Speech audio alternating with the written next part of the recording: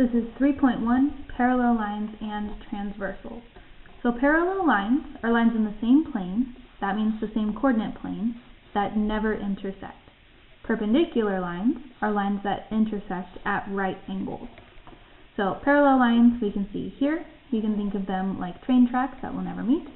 Perpendicular lines are like when you're driving down the road and you come to a four-way stop. So a transversal is a line that intersects two or more lines.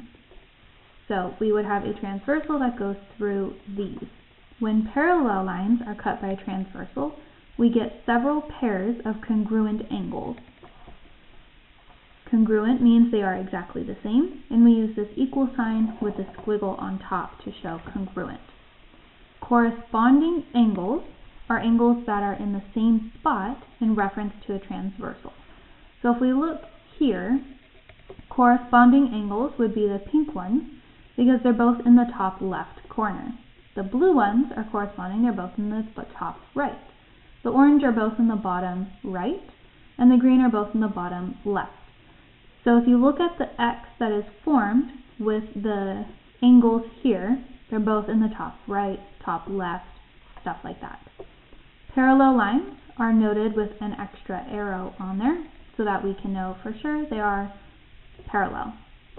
Remember that corresponding angles are congruent, so these matching colors all have the same measure. Pink is congruent to pink. So we're going to find the measures of angle 1 and angle 2 that is shown here. I know that this angle is 120, and by corresponding angles, angle 120 corresponds to angle 1. So I know that angle 1 is going to have the same measure here, which is 120. Then, angle 1 and 2 are supplementary because they form a straight line and they are put together.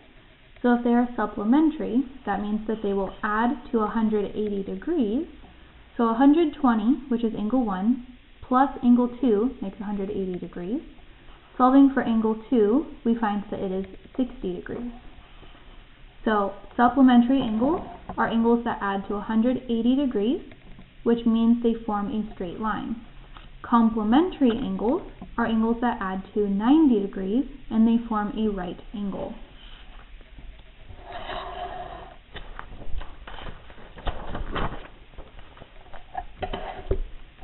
Here, we are going to find the missing angle measures. We have angle 1, 2, 3, and 4, 5, 6, 7, and 8. We are told angle 3 equals 75 degrees.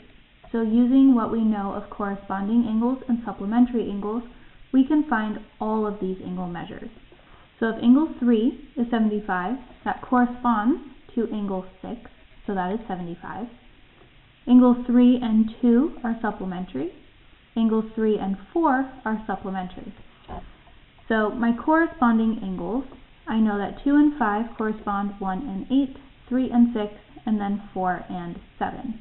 So these will each have the same measure, and then using the supplementary angles, I know that 3 and 4 are supplementary, so 75 plus something makes 180. And then solving for angle 4, I would find that it is 105 degrees.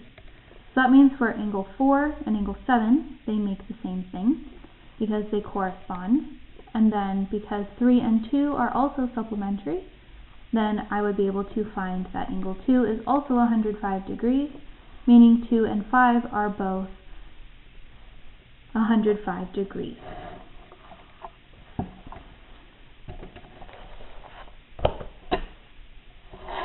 Next we have vertical angles, and that is where the vertexes touch. So the corners touch on vertical angles. You can think of it as this top one forms the V for vertical, the bottom one forms an A for angle, so vertical angles here. And it is important to know they are congruent. We could see that from looking at the last example where angles 2 and 4 were the same measure. We have interior angles, and interior means inside, so these are angles that are inside of the parallel lines that are cut by a transversal. And then exterior means outside, so they're the angles outside the parallel lines. So these purple ones are exterior angles, and the teal ones are interior angles. It is important to note that not all these two exteriors are congruent because these form a straight line, so these will be supplementary, and these teal ones on the inside will be supplementary. We can find congruent angles from here using vertical angles and corresponding angles. A pair of congruent angles would be alternate interior angles.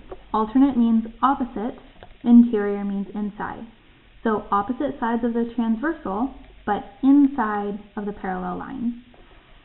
Then similarly, we have alternate exterior angles, opposite sides of the transversal, outside the exterior. So these pink ones are alternate interior, the blue ones are alternate exterior. Opposite sides of the transversal, one on the left, one on the right, both inside. One on the left, one on the right, both outside.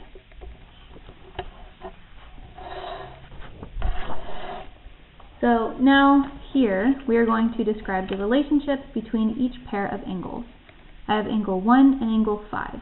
Angle 1 is down here and angle 5 is over here. Since they are both in the bottom left of the X that they are a part of, we call them corresponding angles. Angle 3 and angle 5, they are not corresponding. They are both inside the parallel, and one is above and one is below. So these are alternate interior angles. Angle 3 and angle 4 are right next to each other. They are both inside, so since they form a straight line, we would call them supplementary. We can also call them interior.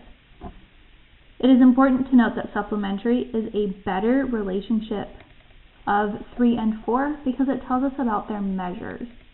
Just calling them interior does not tell us what their measures are going to be.